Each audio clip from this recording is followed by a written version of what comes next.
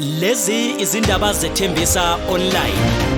Right ake sikubingelele sikwamukele sawubona igama lami ngingumfanelo uphenye ibheshu ngingwakwaZanibe isibongo. Sikwethulela izindaba konke okwenzekayo endaweni yaseThembisa, Ivory Park, Rabbe Ridge nezindawo ezisungezile. Sikwethulela umbiko lapho sithi khona sekwehle umshophi esikoleni samabanga aphansi esibizwa ukuthi iRiahile Primary School. Isikole ke lesike esisendaweni yaseWinnie Mandela bude buduze nenxanxathela yezitolo ebizwa ngokuthi iPhumulani Mall. Sekwedlule emhlabeni umfanyana oneminyaka eyishumi ubudala kanti ke ubenza ibanga ugrade 5. Kubewa ukuba ke uwelwe yipali leli ke elilapha ke egroundini okuyipali ke leli ke elisetshenziswa kakhulu ke uma kudlalwa ke ibhola likanobhutshuzwayo. Amalungu omphakathi athole ukushaqeka othisha kanjalo ke nezingane ke zesikole. Sikhulumisana ke nomnyango wezemfundo esifundazweni saseGauteng. Isikhulumi umhlonishwa uSteve Mabona uyaphawula ngalolu daba. Sinibingelele nababukeli nabalaleli konke labakhona. Baba Mabona, if you can kindly take us through the steps. What happened sizoze sithole umphefumulo lahle? Well, according to information at our disposal, the learners were playing during break, and when the bell rang, they then probably rushed to their classes, and we are informed that a goal post then fell on one of the learners.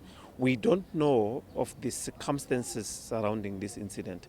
That's why we will then rely on the police, because they have opened the case, because they were here, attended the scene. You will know that when circumstances like this, police will normally investigate and inquest. Parallel to this, as the department, we feel that we will also launch our probe.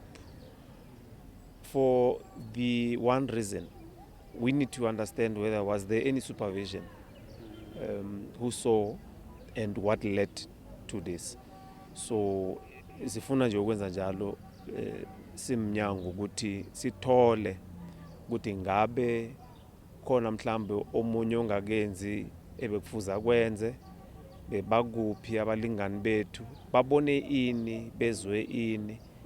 Yonke le mniningwane sizoyithola nasinephenyo lethu simnyango.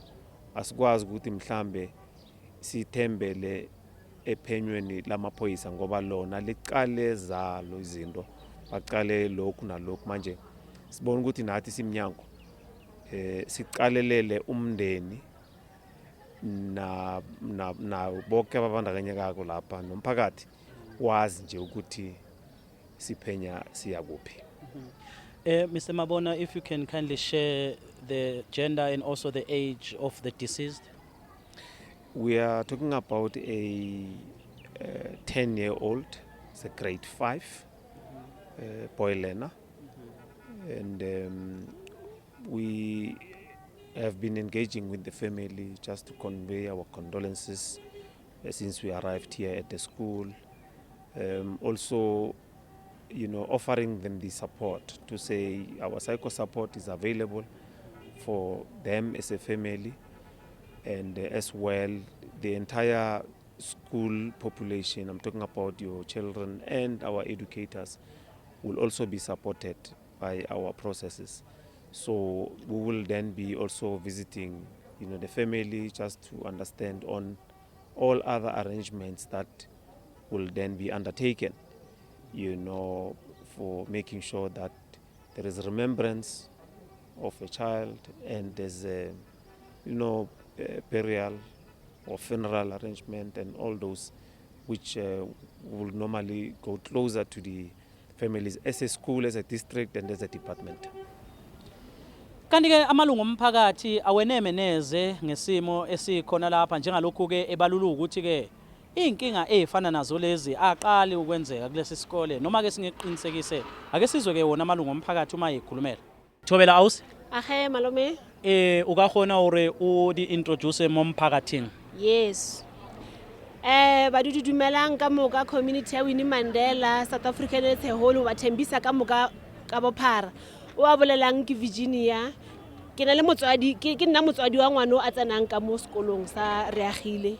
I'm the member of the community, ke moduduana mo thembisa Winnie Mandela. Batswadi re latlhegetswe, and this scene a ithomi go tswalla mo sekolong sa Reagile. O ne le ngwana a tlhokofetseng some previous years. Awa tseiwa maato, even today azankara ke ria feedback ya hore na o bolailwe ke eng. So today habedi ho ne le ngwana a tlhokofetseng o bethilwe ke chipi mo tlhogong ya dipholo tsa sekolo.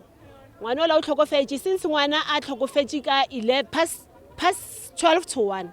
Le no ngwana o sa le gona ka mo sekolong ka nako ye ka past 6 to 7. So re le badudi ba Winnie Mandela re ka boshiu re a le gopela re gothe batswadi ba bana ba tsanang sekolo ka Reagile re tla re kopane mo gating re tla re lwele maphelo safety ya maphelo ya bana ba rena. Nikwazile yini awusi ukuthi nibone umzali siyemo sijwang aringi papa gapa mama? Umzali wesimame asimbonanga useklasini, umzali wesimbonile ubabe.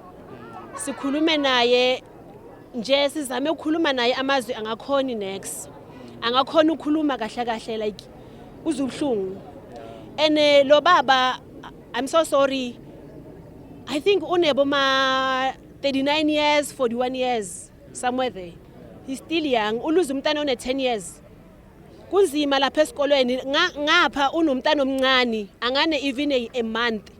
Kubhlungu. Sithi abazali bala Winnie Mandela abantwana babo bangena lapha eReagile kusasa asigcibana nikhona lapha egateini abantwana bethu sibuye sizolwela isafety yabo. Njengethimba lezindaba kuthembisa online sidlulisa amazwi enduduzo emndenini abangani kanjalo ke nehlobo nabo ke labo ke abangabafundi nothisha ngalesi sigameko sithi ke akwehlanga ngihliyo ezindabeni sethembisa online.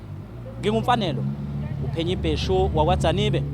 Umbiko siuqophe esikoleni samabanga aphansi iReagile Primary School eWinnie Mandela. Kanti ke angihambi ngedwa ukhona uDerek Phukela shot by Hauser okungiyena osiqophele imisindo nezithombe. Banele uBrazo Sondlo kanjalo noMahlatse Mashamayide.